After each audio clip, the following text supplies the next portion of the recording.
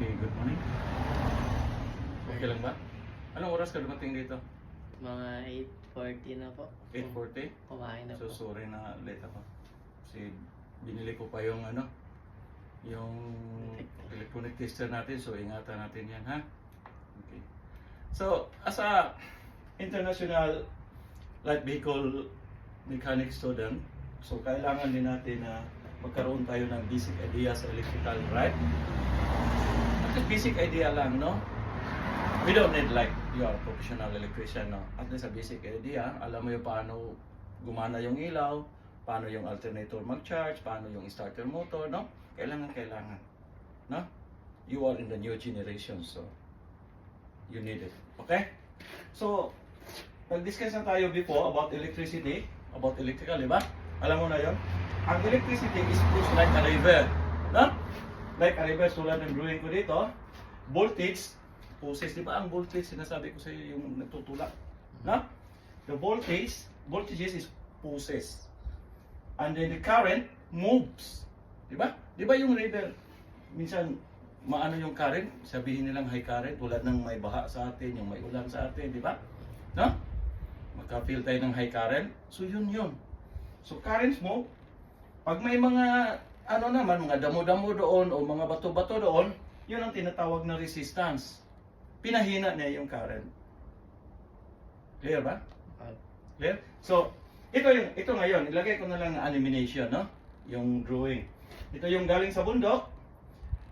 Bumagsak yung tubig dyan. So, ano yung source natin dyan? Ano yung source natin sa drawing natin dito? Ano yung source? Anong tawag sa source natin dyan? Yung water. Yung water, no? Yung source natin is yung water na galing sa itaas. Yun ang voltage. So, tinutulak niya yung tubig. Tinutulak niya yung current. No?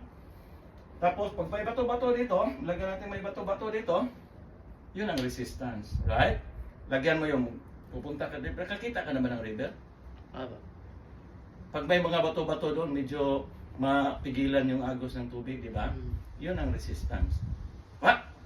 So, kailangan maintindihan mo yon kasi ma-apply natin yon sa electrical system. Okay?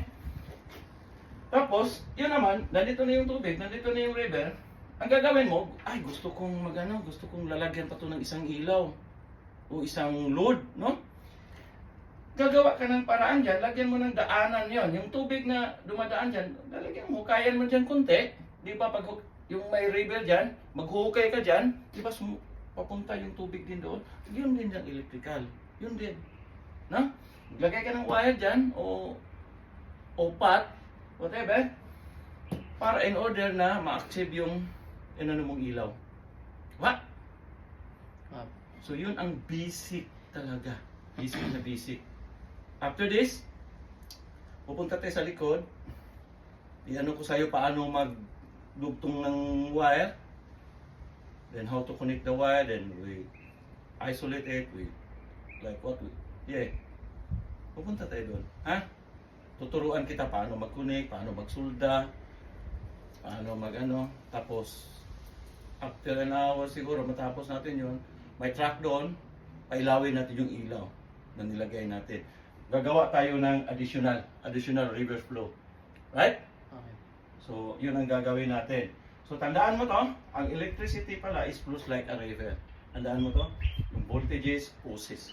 So, yung tutulak, saka yung current, moves, ang resistance, low. No? Yung, pag nandyan lang yun sa ulo mo, wala kang problema sa electrical, promise, no? Promise. Totoo yun, promise. Iyan ko sa'yo.